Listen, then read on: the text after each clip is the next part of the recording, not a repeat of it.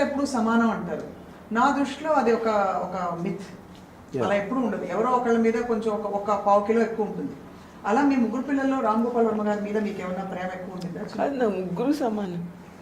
నేను ఇది నిజంగా చెప్తున్నాను. నా ముగ్గురు సమానం అండి. ఒకళ్ళ మీద ఎక్కువ ఏం లేదు, ముగ్గురులో కూడా. మరి అందరినీ కొట్టేవారు మీరు? ఒకళ్ళని కొడితే మళ్ళీ అందరినీ. యా, ఎందుకంటే యాక్చువల్ ముగ్గురు కూడా ఒకళ్ళు తప్పు చేస్తే ముగ్గురు కొట్టేది. అయితే వీళ్ళు అడిగారు, అది పడుతుంది నాకు ఇంకా. అది ఏంటి, ఎందుకు అది ఎందుకు ఇప్పుడు ఎన్ని సంవత్సరాలు అడగల. వాళ్ళు నన్ను అడిగారు, ఎవరు ముగ్గురులో ఒకళ్ళు వాడి తప్పు చేస్తే నన్ను కొడతాడంటే, అది మిగిలిన ఇద్దరు నవ్వుతున్నారు కదా, అందరినీ కొడితే గొడవ ఉండదు. ముగ్గురు మళ్ళీ ఇదో చూడండి, విజయ కోటి నవ్వేవారు. ఇప్పుడు నన్ను కొడతా ఉంటే వాళ్ళిద్దరు నవ్వారు, నేను వాళ్ళే అనిపించదు. అంటే ఇది అండ్ సైకోపాత్ అంటే ఇది. సో అలా అప్పుడు ముగ్గురే ఆడవాడిని. మీరు కొట్టే టైప్ లాగా అసలు కనిపించట్లేదమ్మా, ఆశ్చర్యంగా ఉంది. అంటే ఎంత అల్లరి చేస్తే మీరు కొట్టుంటారో ఇప్పుడు ఊహించుకోగలుగుతున్నాం. సరే, వర్మ గారు చిన్నప్పుడు చేసిన. కానీ ఇంకోటి ఏంటంటే అప్పుడప్పుడు మా నాన్న మీద కోపం కొడితే మనం నన్ను కొట్టేది, అది మమ్మల్ని. నాన్న మీరు యా, ఏదో కోపం వచ్చుంటే ఎవరో ఒకరు మీరు తీసుకోవాలి కదా.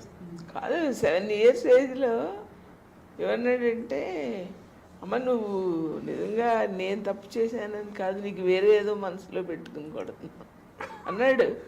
నేను ఇంకా షాక్ అయిపోయాను. షాక్ అయ్యి సిగ్గేసింది. అప్పటికే ఆయన సైకాలజీ ఆస్పెక్ట్ అప్పటి నుంచి చదవడం మొదలు పెట్టేది. అందుకే నేను కూడా చూసాను కదా, నాన్నగారు ఏదో కొంచెం ఏదో అవుతుంది, సైలెంట్గా అక్కడ సైలెంట్ వార్ అవుతూ ఉంటుంది కదా, గమనించేవాడు. చిన్న పిల్లలను కూడా చూడకుండా కొట్టారనమాట. అక్కడి నుంచి మీరు మీకు చిన్నపిల్లల మీద అక్కడి నుంచే కొంచెం నో అంటే పెద్ద అది కంప్లీట్లీ ఏం డిఫరెంట్. చేసేవాడు అంటే మా చెల్లెళ్ళ ఇంటికి వెళ్ళిపోయేవాడు. నేను కొడితే 2 రోజులు అక్కడ ఆమె అప్పుడు సినిమా తనేమో నాకు సినిమాలకు డబ్బులు ఇచ్చి అది ఇదిమాట. మీ పిన్ని గారు అంటే నాకు సినిమా ఇండస్ట్రీకి సంబంధించినంత వరకు అబ్సల్యూట్లీ నాకు అమ్మ కాంట్రిబ్యూషన్ అనేది 0. మోస్ట్లీ బయటోడు, నాన్నగారు కూడా లేదు. మురళీమోయ, ప్రసాద్ మోయ, లేకపోతే అమ్మమ్మ వీళ్ళందరూ డబ్బులు ఇచ్చారు కదా చూడటానికి. మిగతా చుట్టాలు అదో ఇంట్లో వాళ్ళకి తప్పిస్తే ఏది సినిమాలు చూడటానికి నేను చెప్పేది. ఆ అలవాటు అనేది వాళ్ళు అంటే అప్పుడు ఆబ్వియస్లీ అమ్మ దృష్టిలో నన్ను చెడగొడుతున్నారు. అట్లా డబ్బులు ఇచ్చి సినిమాలకి వెళ్ళి మా అంకుల్ ప్రసాద్ మాయని రోజు కోటేసుకుని వచ్చాడు సినిమాకి తీసుకెళ్ళటానికి. అప్పుడు ఒకరోజు అమ్మ చెప్పింది, వాళ్ళంతా బాగానే ఉంటారు, నిన్ను వాళ్ళ కంపెనీ కోసం తీసుకెళ్తున్నారు, నీ చదువు సంగతి ఏంటి అని అమ్మ ఒకసారి పెద్ద క్లాస్ పీకింది. అది బాగా గుర్తుంది. ఇంకా ప్రసాద్ మైన కూడా పిలిచి మాట్లాడాను, నువ్వు బాగానే తిప్పుతున్నావు ఆ పిల్లోడిని, నీ కొడుకునైతే తిప్పుతావా అన్నాడు. అంటే అన్నాడు, నీ కొడుకు నువ్వు కంట్రోల్ పెట్టుకొని వెళ్ళిపోయాడు చెప్పేసి. నీ కొడుకు నువ్వు కంట్రోల్ పెట్టుకో. అది కరెక్టే కదా. ప్రస్తుతం తన కొడుకుని తీసుకెళ్ళలేదు ఎప్పుడు నన్ను. అంటే తను చదువుకోవాలి, నేనేమో చెడిపోవాలి. కానీ అసలు రామ్ గోపాల్ వర్మ గారు ఏం అవ్వాలని మీకు ఉండేది మనసులో? నేను చాలా తెలివైన పిల్లడు కదా, కొంచెం వేరే ఇంట్రెస్ట్లు కనపడుతున్నాయి. అంచేది ఇంజనీరింగ్ చదివించేస్తే అయిపోతుంది, ఇంజనీర్ అయిపోతాడు అంటే డైరెక్ట్ అని కాదు. అంటే ఆ టైంలో డైరెక్షన్ అనేది లేదు అసలు. నేను అసలు నాకు ఫస్ట్ టైము అమ్మకి నేను డైరెక్టర్ అవుతానని ఎప్పుడు చెప్పాను గుర్తులేదు. Definitely not before marriage. ఇంట్లో అంతా కొంచెం ఎక్కువ తెలిసింది నా పెళ్ళైన తర్వాత. నేను ఇప్పుడు ఈ జరుగుతున్న సన్నివేశానికి సందర్భాన్ని బట్టి ఒక్కొక్క పాట లైన్, ఫస్ట్ లైన్ ఉట్టి చెప్తాను, పాడను. ఇందాకేమో ధరణికి గిరి భారమా, తరువుకు కాయ భారమా, అది. ఇప్పుడేమో విన్నావ యశోదమ్మా, ఆ పాట గుర్తుందా? అలా మీకు లీలలు చెప్పేవారా వర్మగారు? అలర్ చేశారు చిన్నప్పుడు? అసలు అలరి చేసేవాడు కాదు, తన ఇష్టాలు. తర్వాత ఎప్పుడు ఎదిరించి మాట్లాడలేదు. తర్వాత నామే కోపం కూడా ఉండేది కాదు. నేను ఇప్పుడంటే ఒక 20 ఏళ్ళ నుంచి అనిపిస్తాను, నన్నేమనుకునేవాడంటే అమ్మ అర్థం చేసుకోవడం లేదు, అలా లేదు, అమ్మ స్వభావం అంతే అని తను ఏమనుకున్నాడో ఆ దారిలో వెళ్ళిపోవడానికి ట్రై చేశాడు తప్ప నన్ను అసలు ఎప్పుడు కన్విన్స్ చేయలేదు, ఎదిరించలేదు, డబ్బులు అడగలేదు. తను కావాలనుకుంటే అమ్మ. ఇంకోటి ఏంటంటే ఆ టైంకి నేను అలా ఆలోచిస్తున్నాను, నువ్వు కూడా నాకు చెప్పడం మానేసావు. సో ఇప్పుడు నేను తను చెప్పింది వినకుండా నేను వేరేది చేయటానికి తను కూడా చెప్పడం మానేసి నేను వేరేది చేయటానికి ఉన్న డిఫరెన్స్. నాకు ఎంతసేపు ఏంటంటే ఈ పిల్లడు చాలా తెలివైనడు, ఏదో ఆ సినిమా అంటాడు అది అంటాడు. స్కూల్లో టీచర్ నచ్చలేదని వాడు చెప్పడం. ఏం చెప్పి అప్పుడు నాకు ఇంకెంత కోపం వచ్చేస్తుంది. ఆయన ఏం బాగా చెప్పడం లేదని వాడు అని ట్యూషన్ పెట్టేశాను. ఇలా షార్ట్ కట్ అనమాట. ట్యూషన్ పెట్టేస్తే ఆ ట్యూషన్ ఆయన సరిగ్గా చెప్పడం లేదంటే ఇంక నాకు మ్యాక్సిమం వచ్చేసి టీచర్ని అంటావా నువ్వు అని నేను ఎంతసేపు వేరే మూడ్లో ఆలోచించేదాన్ని. తనకి క్లాస్ ఎగ్గొట్టేయడానికి అలా అంటున్నాడు అనుకున్నాను.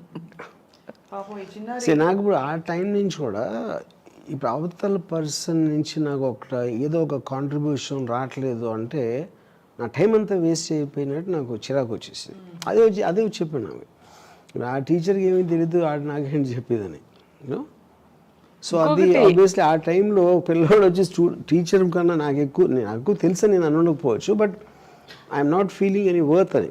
యా, అది ఇంకోటి ఒక హాఫ్ ఇయర్లీ క్వార్టర్లీలో 90 వచ్చి, హాఫ్ ఇయర్లో 30 వచ్చి, ఇదేంటి ఇదేంటి అన్నాను. అంటేని నీకు మరి రాలేదా ఈసారి క్వశ్చన్స్కి ఆన్సర్స్ అన్నాను అనేదాన్ని. అంటే కాదు నాకు వచ్చు, రాయి బుద్ధి లేదంటే ఇంక ఎంత కోపం. రాదు అంటే మనం ఎక్స్క్యూజ్ చేయొచ్చు, నాకు వచ్చు కానీ నాకు రాయాలనిపించలేదు, వచ్చేసాను. దాని సీక్రెట్ ఏంటంటే ఇప్పుడు మార్కులు ఎక్కువ వచ్చినప్పుడు ఆ టైంలో కొన్ని నేను చూడాల్సిన కొన్ని సినిమాలు ఎక్కువ వచ్చి ఉండకపోవచ్చు, ఇంక వేరే పని లేదు కాబట్టి అక్కడ రాసివ్వండి. ఎప్పుడైతే ఈ టైంలో నాకు ఎగ్జామ్ నాకు వచ్చినా కూడా ఆన్సర్ తెలిసినా కూడా జస్ట్ పాస్ మార్కులు 40 ఎంత ఉండేది. అప్పుడు 40 వస్తే చాలు అని మిగతా దగ్గొట్టి సినిమా వెళ్ళిపోయాను. సో ఏమైంది ఆ మూమెంట్లో మీరు క్వశ్చన్ పేపర్ చూసారు? నేను ఫస్ట్ ఆఫ్ ఆల్ నేను 100% నేను ఇంజనీరింగ్ జాబ్లో ఉన్నాను నాకు తెలుసు. తెలుసు జస్ట్ ఇంజనీరింగ్ ఏదో ఫినిష్ చేయాలి కాబట్టి చేశాను. ఎట్టి పరిస్థితుల్లోనూ ఇంజనీర్గా కంటిన్యూ అవ్వనని నాకు చాలా క్లారిటీ ఉంది, which is the reason I did that. So అలా 30 తెచ్చుకుని మీకు నామోషిగా ఉండేది కదా వచ్చి ఒకసారి 30 ఒకసారి 90. ఇప్పుడు నేను కొన్నిసార్లు అంటే నేను రిగ్రెట్ అయ్యేది చాలా తక్కువ సార్లు. ఇప్పుడు నాకు డొనేషన్ కాయిల్ చేర్పించారు. కోర్స్ మాకున్న ఫైనాన్షియల్ ఆస్పెక్ట్ అది. సో నాన్నగారు ఏదో కష్టపడి ఇది మన ఏముంటుందని జనరల్ ఎగ్జామ్ ఉంటుంది కదా JNTU వాటికి ఎంట్రన్స్ ఎగ్జామ్ రాసి నేను వచ్చి ఫాదర్తో ఏం చెప్పాడంటే నేను పాస్ అయితే అందరూ పాస్ అవుతారు అంటే అంత చెత్తగా రాశాను అని గొప్పగా చెప్పాడు. అది చాలా స్టూపిడ్ థింగ్ టు సే, ఎందుకంటే ఎస్పెషల్లీ ఇప్పుడు అక్కడ సీట్ రాదని తెలుసు కాబట్టి ఇప్పుడు మా ఫాదర్ ఎలాగోలో చేసి ఆ డబ్బు he has to gather money నాకు డొనేషన్ కట్టడానికి. అంత సింపుల్ థింగ్ కూడా తట్టింది కదా కొన్నిసార్లు. బట్ ఇప్పుడు నేను అలా చెప్పడానికి నేను ఆల్రెడీ నో బ్యాక్ అయిపోయి అవతల వాళ్ళు ఏమనుకుంటారు ఏంటి అనేది. This I'm talking about intermediate టైంలో. బట్ అలవాటు ఎప్పుడు ఉండేది గబుకి చెప్పేయటం అంతా. సో ఇన్ కాంట్రాస్ట్ పేరెంట్స్ ఇద్దరిలో మీకు ఎలా అనిపించేవారు డిఫరెంట్గా నాన్న అమ్మ? అంటే నేను బీటెక్ ఆ టైంకి వచ్చే టైంకి నాకు అసలు అమ్మ ఎప్పుడు నా అమ్మతో నేను మాట్లాడటం, అమ్మ నన్ను అడగటం అనేది నాకు ఎక్కువ గుర్తులేదు. Because I was so much heavily into Vijayawada groupism, లేకపోతే ఈ అలగా రౌడీలతో తిరగటం, ఇలాంటివి చేసేవాడిని ఆ టైంలో నేను. దానివల్ల నాకు ఇంటరాక్షన్ అనేది నా చిన్నప్పుడు వెళ్ళినంత నేను అమ్మతో ఎక్కువ ఉండేది కాదు, అట్లీస్ట్ నా మెమరీలో. అప్పుడు ఒకసారి నాన్నగారికి లెటర్ వచ్చింది, ఇంజనీరింగ్ కాలేజ్ మీ వాడు ఇక్కడ గ్యాంగ్ ఫైట్స్లో అట్లో ఉంటున్నాడని. మరి అప్పుడు నాన్నగారేమో నేను చెప్తే తప్పితే తెలుసుకునేంత ఫూల్ కాదు నువ్వు, కానీ మనమేమో చదువు మీద ఆధారపడి బతుకుతున్నాం, అది ఒకసారి గుర్తుంచుకో, తర్వాత మీ ఇష్టం అని చెప్పారు.